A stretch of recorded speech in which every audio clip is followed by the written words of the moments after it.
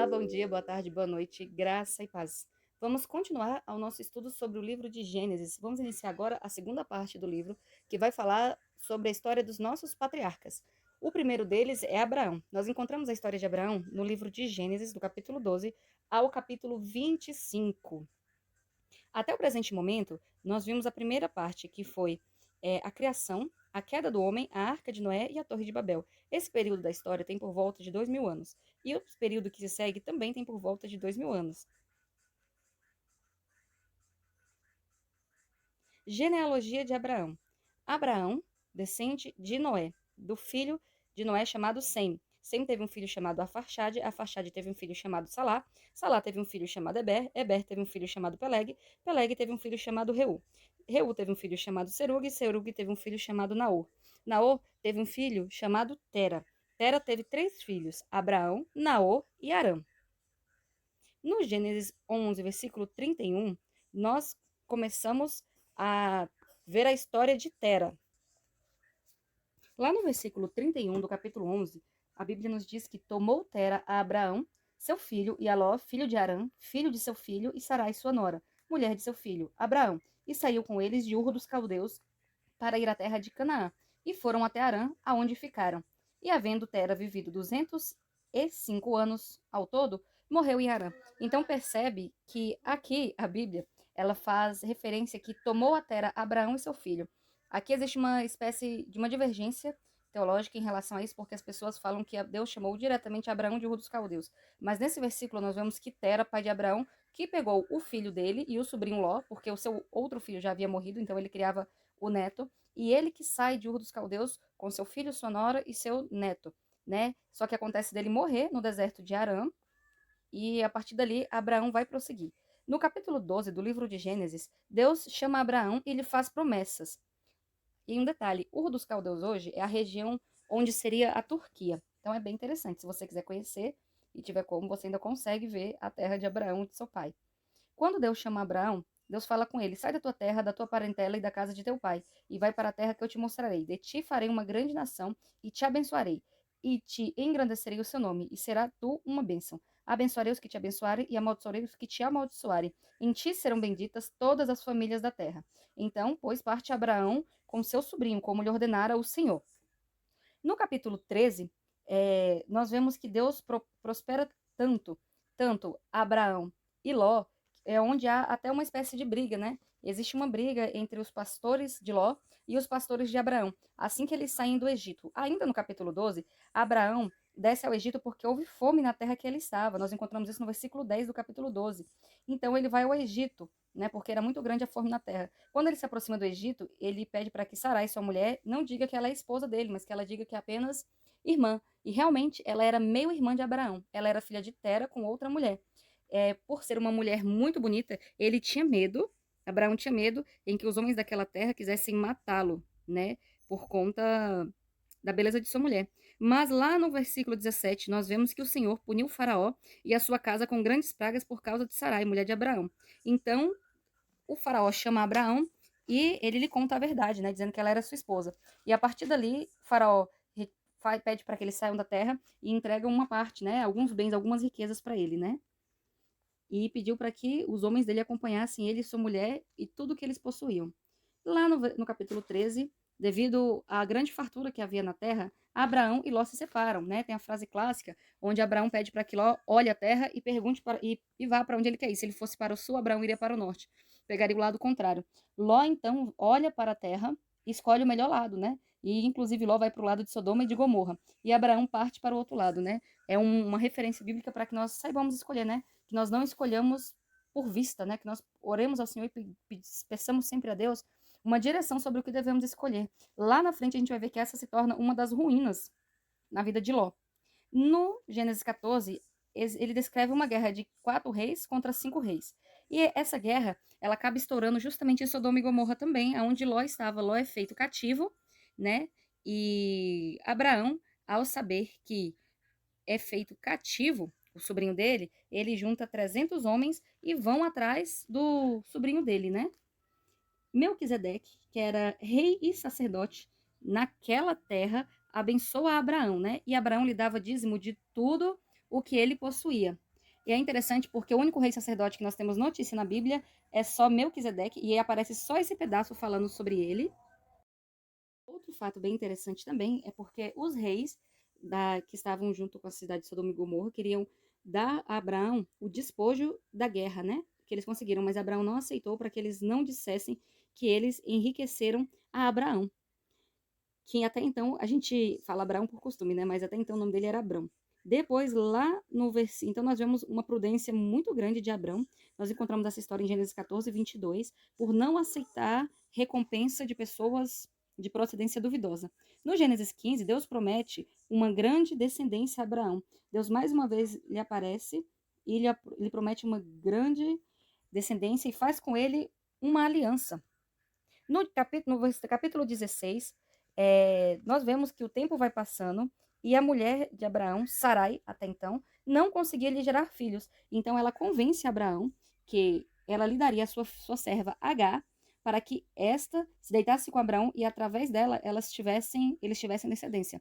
Hoje pode parecer uma coisa assim um pouco absurda, né? A gente imaginar que a esposa deu seu marido para se deitar com a sua serva, com a sua empregada.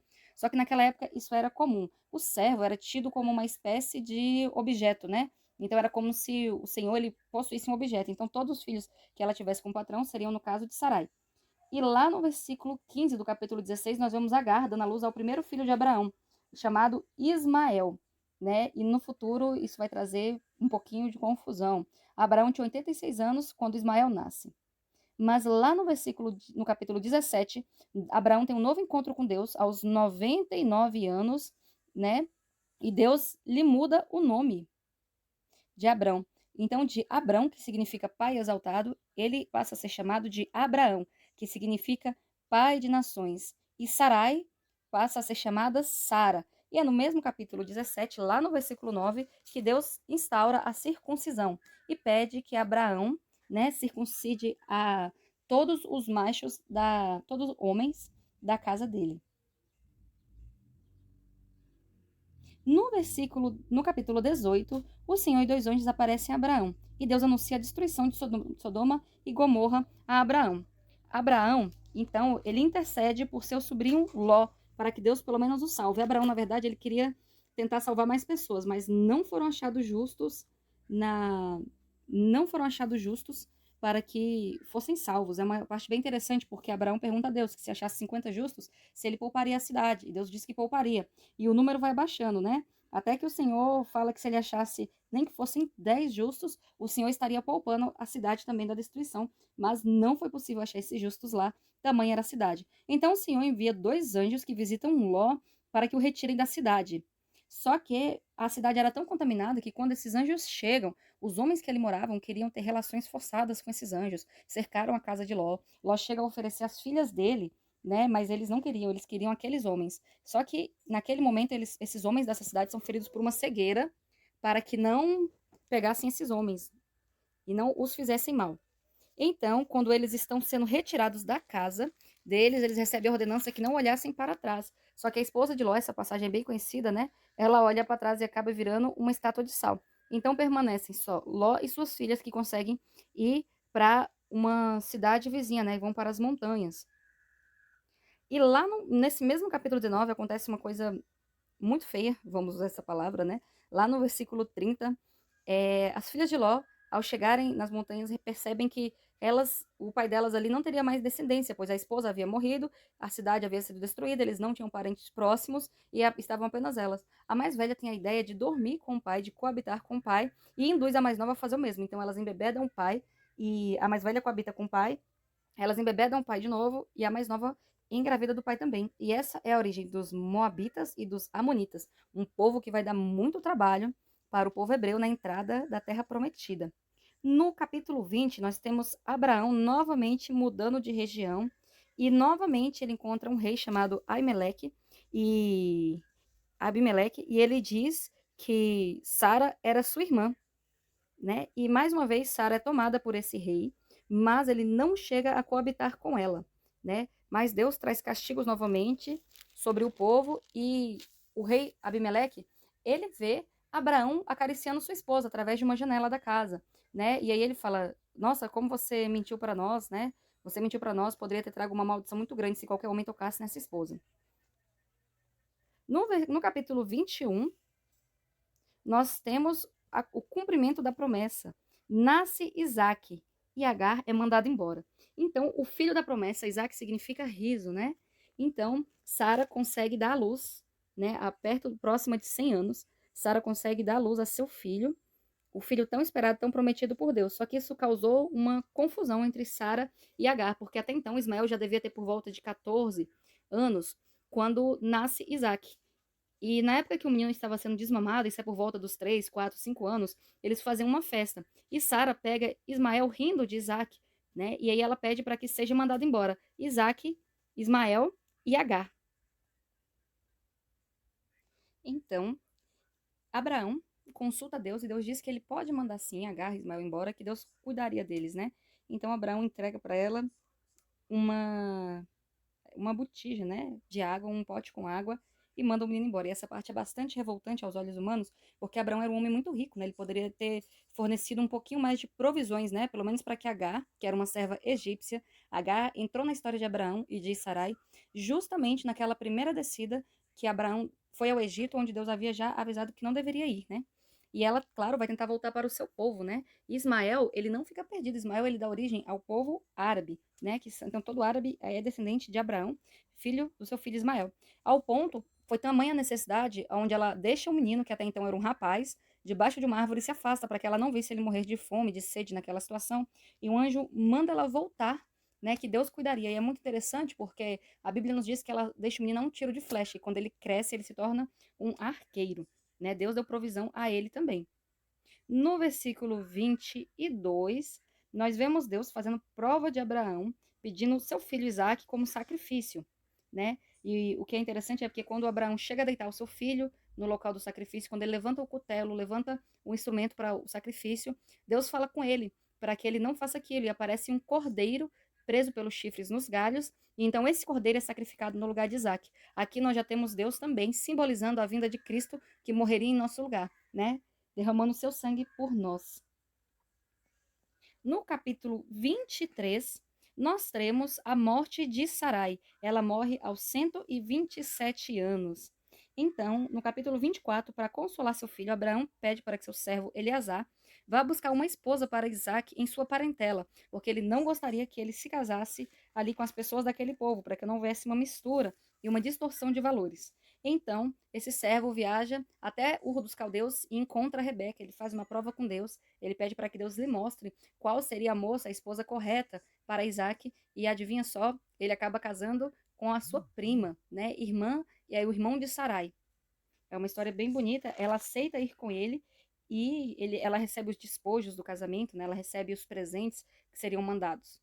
Lá no versículo 25, Abraão se casa, nós temos notícia que Abraão novamente se casa com Quentura, e ele tem outros filhos e filhas. A Bíblia nos fala que ele teve 6 filhos, Irã, Joxã, Medã, Midian, Isbaque e Suá. Todos esses filhos, eles herdaram presentes do pai. O pai foi muito favorável com eles, né? Mas o que herdou a promessa de Deus, o que herdou a primogenitura, o herdeiro principal, foi Isaac. Então, Abraão, neste capítulo, também morre, né?